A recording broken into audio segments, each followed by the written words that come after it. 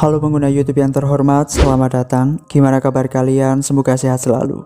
Di video kali ini, kita akan membahas alur film Mata Batin tahun 2017. Gimana sih rasanya jadi seseorang yang bisa melihat mereka yang tak terlihat? Menjadi seorang indigo merupakan sebuah privilege bagi orang awam. Namun, apakah memang semenyenangkan itu menjadi seorang indigo? Atau justru sebaliknya? Langsung saja, let's get to the movie. Film dibuka ketika seorang awewek bernama Alia sedang belajar. Kemudian ia disuruh ibunya buat panggil adiknya, Abel, yang masih kelayaban di luar. Mereka punya kang kebun namanya Mang Asep. Ternyata Abel sedang ada di belakang rumah di bawah pohon. Abel katanya ngelihat ada orang di bawah pohon. Orang itu tadi bilang, mereka nggak boleh tinggal di situ, kata Abel. Nah, usut punya usut, Abel ini anak indigo ya guys ya. Makanya dia selalu pakai headset, soalnya sering dengar suara aneh yang memekakkan kuping. Namun, Alia nggak pernah percaya. Namun, pas malam hari, saat Abel tidur, Alia kayak ngeliat bayangan, Mak Kliwer gitu, yang masuk ke kamar Abel. Beneran, Abel teriak saat didobrak oleh ayah, nggak ada siapa-siapa. Tapi, kaki Abel berbekas luka cakar-cakaran. Lalu film dimulai. Singkat cerita, kita beralih ke Bangkok tahun 2017. Alia kini sudah tumbuh dewasa, makanya mukanya beda. Kini dia tinggal di Bangkok karena dia studi dan kerja di sana. Saat ngopi santuy, tiba-tiba pelayan kafe nyamperin ngasih kopi yang udah dipesan sama seseorang. Oh, ternyata Davin, pacarnya Alia. Saat mereka melepas kangen, tiba-tiba Alia dapat telepon dari omnya di Indonesia kalau orang tuanya Alia meninggoy kecelakaan. Alia pun segera meninggalkan segala hiruk-pikuk kehidupan di Bangkok dan on the way ke rumah dinas orang tuanya di Indonesia yang ada di Jalan Celepuk. Sayangnya mereka sudah keburu dimakamkan. Karena rumah dinas itu nggak bisa lagi ditempati, Alia pun terpaksa tinggal lagi di rumah masa kecilnya yang ada di Jalan Teratai yang sudah terbengkalai selama setahun. Ia pun mengajak serta Abel, adiknya. Hingga kini pun Abel masih menggunakan headset kesayangannya. Ini Davin, pacar aku. Sebenarnya Abel sempat nolak karena dia bilang di rumah itu ada yang lain. Namun Alia yang masih menganggap Abel ini stres tetap bersikeras untuk tinggal di sana. Toh mereka nggak punya tempat tinggal lagi. Dan mereka pun sampai di sana. Mang Asep yang disuruh bersih-bersih sudah ada di sana sejak pagi. Mereka pun masuk. Terlihat semua benda-benda di rumah itu tertutup kain putih. Abel berat rasanya untuk masuk ke rumah itu lagi. Davin ini salah kamar, dia malah masuk ke kamar orang tuanya Alia. Saat Alia masuk, tiba-tiba lampu mati. Dia langsung lempar botol minum yang dibawanya ke kasur, lalu benerin lampunya. Saat mereka pergi, Abel yang baru masuk ngelihat botol itu gelinding sendiri. Wajib hukumnya ya, para pemain film horor itu selalu penasaran alias kepo. Abel pun masuk kamar dan ngelihat satu benda tertutup kain, tapi bentukannya kayak orang. Lalu tiba-tiba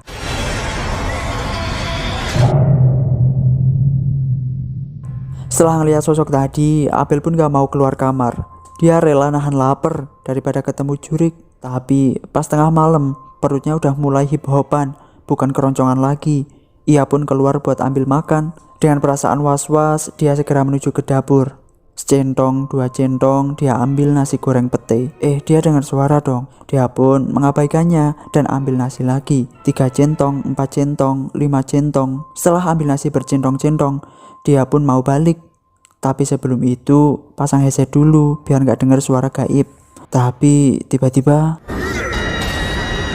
Alia dan Davin kaget dengar teriakan Abel. Abel pun sangat ketakutan di dalam kamar. Ia kemudian bilang kalau di rumah itu emang ada sesuatu. Alia yang merasa si paling logis, sungguh amat tidak percaya apa kata Abel. Dia pun berencana bawa Abel ke psikiater. Abel bilang dia itu nggak pernah dibawa ke psikiater oleh orang tuanya. Justru papa mama itu bawa dia ke Bu Windu. Siapakah Bu Windu? Keesokan harinya mereka mendatangi kediaman Bu Windu. Abel? Ini Alia kakak saya. Ternyata dia adalah seorang paranormal. Abel pun minta ke Bu Windu untuk menjelaskan ke Alia apa itu mata batin. Ucap Bu Windu, mata batin adalah sebuah kemampuan yang dimiliki oleh seseorang yang juga dikenal sebagai indera keenam. Semua orang itu memiliki mata batin. Hanya saja ada yang sudah terbuka, namun ada juga yang masih tertutup. Nah, Abel ini sejak usia 5 tahun, mata batinnya sudah terbuka. sehingga bisa ngelihat makhluk gaib. Namun itu semua nggak masuk di akal sehatnya Alia, dan dia pun butuh bukti. Alia menawarkan diri untuk dibuka mata batinnya agar ia bisa percaya apa kata Abel. Bu Windu bilang Alia harus siap lahir batin dan siap terhadap resiko yang bakal ia terima. Alia pun mengiyakan. Setelah menjalani ritual, Alia akan bisa melihat, mendengar, dan merasakan kehadiran mereka selamanya. Dan ritual pun dimulai.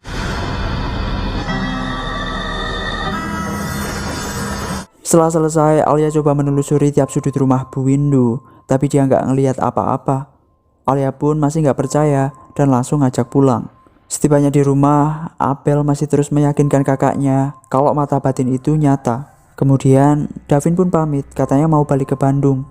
Nah, pas Alia masuk, nggak tahu kenapa tangannya tiba-tiba baret-baret. Malam pun tiba, Alia minta tidur bareng sama Abel. Hayo Alia, kenapa? Lihat setan pasti ya kan? Kakak beradik itu akhirnya curhat. Abel tanya, sejak kapan kakak pacaran sama Kak Davin? Alia bilang, dia kenal 8 bulan yang lalu, tapi pacarannya baru 2 bulan setelahnya.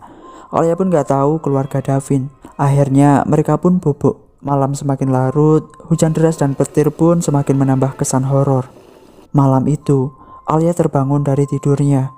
Seperti ada yang mengetok pintu. Ia kira si Davin, tapi gak ada orang. Pas dia mau balik lagi ke kamar, ada yang lagi masak di dapur. Ternyata ada sesosok emak-emak yang mengerikan yang lagi bikin sayur lodeh. Kita sebut saja Mak Ijah. Alia pun terkejut, dia pun langsung lari terbirit-birit. Kini Alia benar-benar percaya apa yang Abel lihat.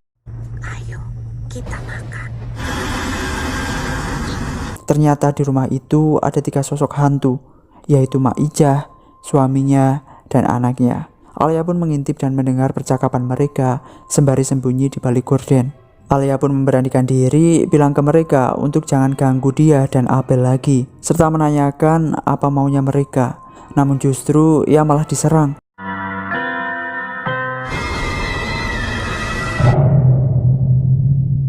Sedangkan Abel yang kupingnya masih ditempel headset gak dengar teriakan Alia. Dia hanya terbangun dan langsung menuju ke WC karena ngempet pipis. Setelah dari WC, barulah ia sadar si Alia gak ada di kasur. Ia pun keluar kamar dan nyariin di kamar Alia, tapi gak ada. Justru ada sesuatu yang tiba-tiba muncul dari selimut, tapi dikacangin sama Abel. Lalu tiba-tiba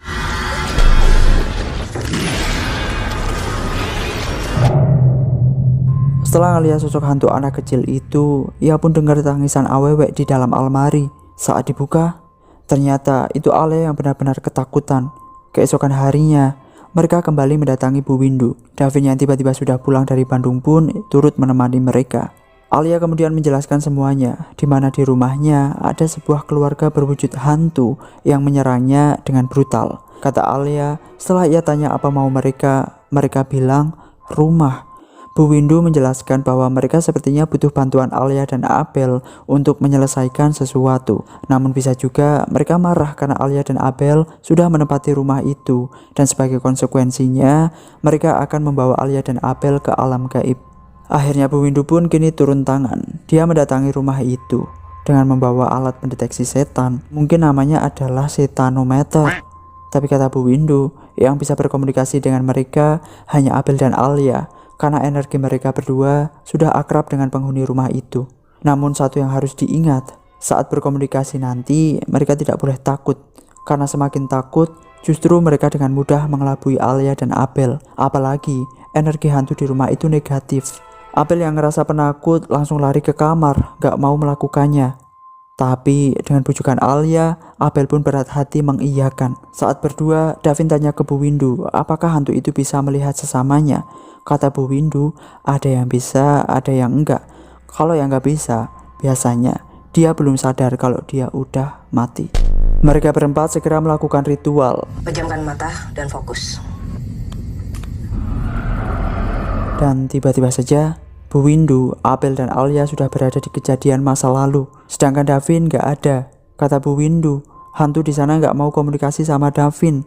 Saat kemudian mereka ngelihat perampok yang mecahin kaca jendela dan segera masuk ke kamar keluarga Sumarno. Saat si perampok melancarkan aksinya, keluarga Sumarno terbangun dan justru sekalian dihabisi. Ternyata kejadian itu terjadi jauh sebelum orang tua Alia beli rumah itu. Dan keluarga Sumarno nggak mau Alia dan Abel menempati rumah itu. Atau salah satu dari kakak beradik itu akan dirasuki untuk balas dendam kepada si perampok. Bu Indu menyarankan agar Alia dan Abel segera pergi dari rumah itu karena amat sangat berbahaya. Tapi Alia bilang, terus nanti saya tinggal di mana, Bu? Saya nggak mau jadi gelandangan. Bu Windu bisa sebenarnya mengusir mereka untuk kembali ke alamnya secara paksa, tapi harus melakukan ritual dulu untuk membuka portal ke alam gaib. Namun Davin nggak boleh ikut karena bahaya. Ya sudah, Davin pun pergi. Saat mereka mau memulainya, tiba-tiba saja Alia terpental. Dan justru ia kembali melihat lanjutan dari kejadian perampokan itu. Belum sampai selesai, Alia justru malah kerasukan sampai ngamuk brutal. Nih setan maunya apa sih? Heran banget dah. Bu Windu dan Abel segera mengikatnya di kasur. Tapi kini justru Bu Windu dan Abel yang kembali melihat kejadian perampokan itu.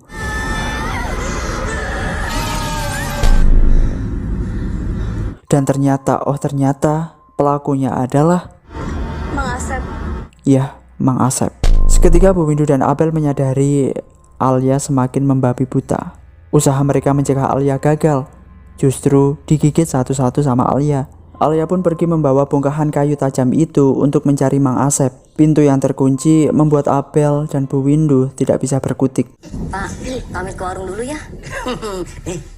Mang Asep yang lagi ngopi santuy sambil nonton preman pensiun tiba-tiba saja mati listrik. Habis itu ada yang ketok-ketok tuh. Pas Mang Asep buka pintu, Alia dengan brutalnya langsung mengulti Mang Asep.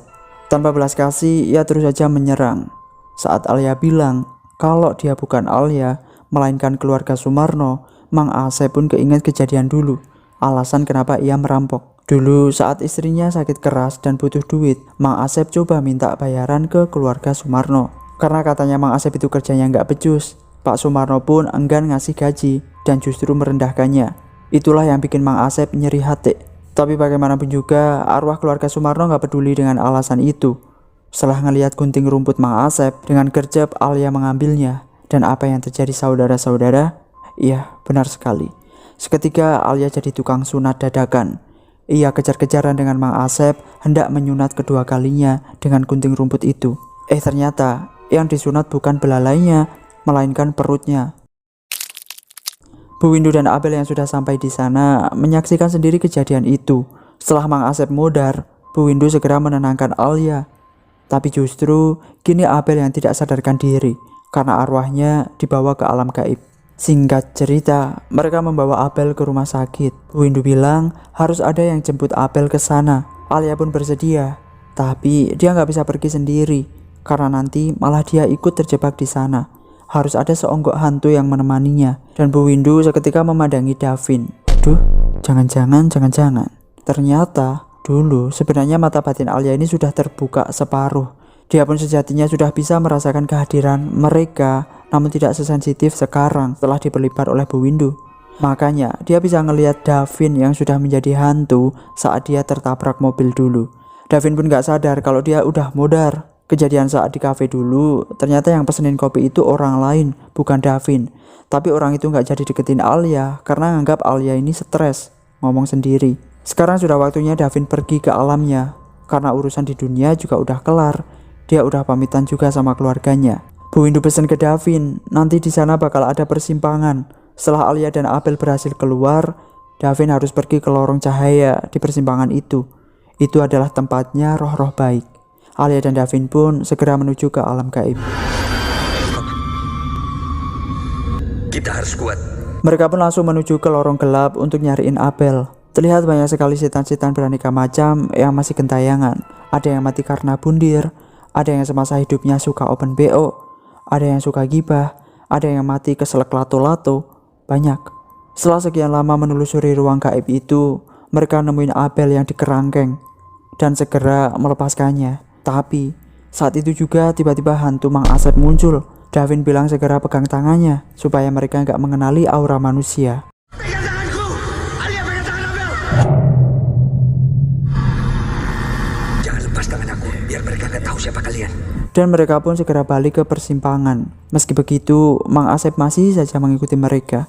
Sesampainya di persimpangan, Abel segera keluar. Dan benar saja, dia langsung sadarkan diri. I love you. Dan Davin pun dengan segera menuju ke lorong cahaya yang dimaksud Bu Windu untuk pergi ke alam baik. 2 minggu kemudian, kukira teorinya sudah berakhir. Ternyata belum. Alia bilang ke Bu Windu kalau ada hantu lain yang mengikutinya, laki-laki dan perempuan. Alia ngelihat mereka di kantornya. Sedangkan Abel bilang dia diikuti oleh seonggok hantu yang badannya bolong. Katanya namanya Mira. Bu Windu pun menyarankan untuk mencari tahu apa maksud mereka. Dan kita ketemu lagi di Mata Batin 2. Pesan yang dapat kita ambil dari film ini adalah buat kalian yang percaya dan mungkin punya kemampuan indigo atau indera keenam, sebisa mungkin menggunakan kemampuan itu dengan bijak dan gak usah takut juga dengan mereka yang tak terlihat. Karena bagaimanapun juga derajat kita lebih tinggi daripada mereka. Dan buat kalian yang skeptis terhadap hal semacam ini, cukup menghargai saja. Dan bagaimanapun juga kita harus percaya bahwa hal gaib itu memang ada. Oke, gue Danang izin pamit dan undur diri. Dan sampai jumpa di alur film berikutnya.